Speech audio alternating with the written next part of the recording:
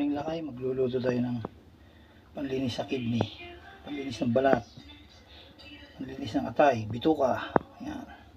Bawang, sibuyas, kalamansi, 10 piraso. Paghaluin natin, pakuluin natin ng higit pa sa 10 minuto o 30 minutos. Yan. Lagyan natin ng 1.5 baso para may sabaw siya. Tsaka natin inumin. Inumin nyo to pag hindi pa kayo kumakain ng almusal. Bago kayo, 30 minutes na pag nainom nyo na to, tsaka kayo kakain. Yan. Ayan. Maglinisin na natin. Tanggalin natin yung balat. Ayan. Ayan. Tapos, ayan, nabalatan na natin. Ihalo na natin dyan. Ayan. Ayan, ilagay na natin. Ang gagamitin natin tubig, ito. Ayan. Alkaline. Tubig na. Sasalang na natin.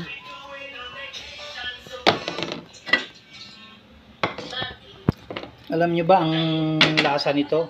Parang sinigang na may halong pakla kasi yung balat ng kalamansi. Pero masarap siya. Hindi siya gaano maasim. Yung matibay ang sikmura, pwede na hindi lagyan ng honey. Kasi sabi lagyan daw, pero okay na rin. Kahit di mo lagyan, masarap. Yan, may apoy na. Wala pa. Pinatay-atay ka lang.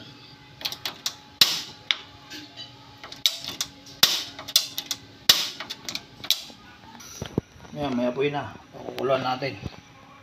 Ito yung sa kulong-kulo para magkalasa. Yan, pag may reaksyon yung katawan mo, ang reaksyon niya yung pawising ka, pag umihi ka, parang may mga parang buha-buhangin. Ganon. 3 beses sa 1 linggo. O higit pa ron ang pag-inom. Yan. Try nyo ang mga may problema sa kidney na. Baka malinis pa. Yan ang kulay niya. Ano natin, salain natin. Minsan ang kulay nito kulay pink. Depende sa sibuyas nilalagay mo. Yan. Inumin natin yan.